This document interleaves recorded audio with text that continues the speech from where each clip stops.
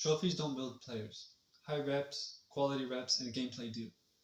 And that's ESS Academy's approach for ambitious families.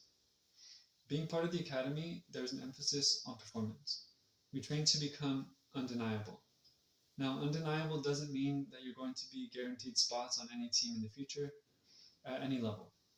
But what it does do is, if you are truly undeniable, you will be considered an asset anywhere you go.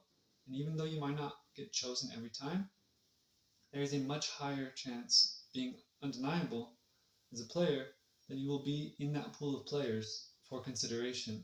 And that's always better than not being considered. So, high volume, high quality reps. Why volume and intention beats badge chasing? It is okay to have goals, to have a goal that you are very far from. Again, I think it is wise to learn to enjoy where you are instead of worrying about what's next. There were times when I was focused on what was next, right? And going pro, playing in college and things like that. I wasn't fully there and present in the moment, and the coaching staff could tell. This behavior and mindset may have affected some of the relationships that I had with the other players, my interpersonal relationships with the coaches or my teammates. I was very closed off and things like that, and I would say that it became obvious. That being said, an overly forward-thinking mindset doesn't always benefit you.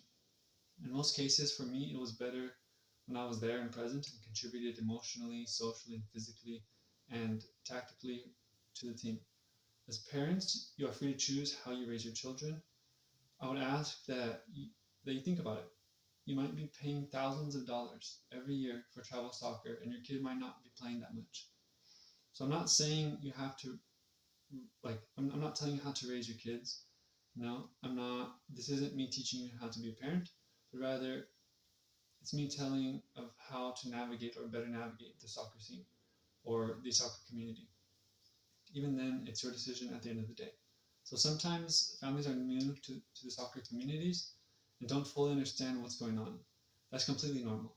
I would say that my experience was very much that.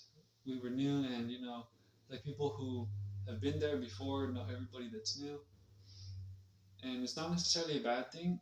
It's just you're new and you have to figure stuff out because people might not be willing to help you because they want that spot or they want the promotion and things like that.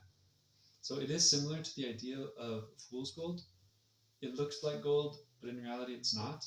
And by that I mean to say the soccer cleats, the kids, the team, the trophies, all that stuff. They don't make the player. Those things don't make the player. The player makes the kit, the boots, and so on. If you think about it, the big companies, they sponsor professional athletes for that very reason because the skills they do, they want them to be done in this brand of cleats or that brand of a kit and things like that. So your time and resources should be spent on developing an athlete, especially if you're new, especially if they're young, before putting them in brand new kits and cleats if you have to choose. It is common for players and families to chase badges in top clubs instead of chasing individual development, and later down the road, it will show because they will be lacking. One thing I can say is that if you aren't putting numbers up every day, you're already behind. There are a few exceptions, but unless you're that God-gifted player or your child is that God-gifted player, you better be training with high volume so people think you are.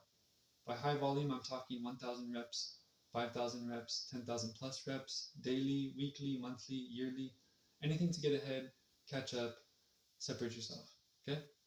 High volume.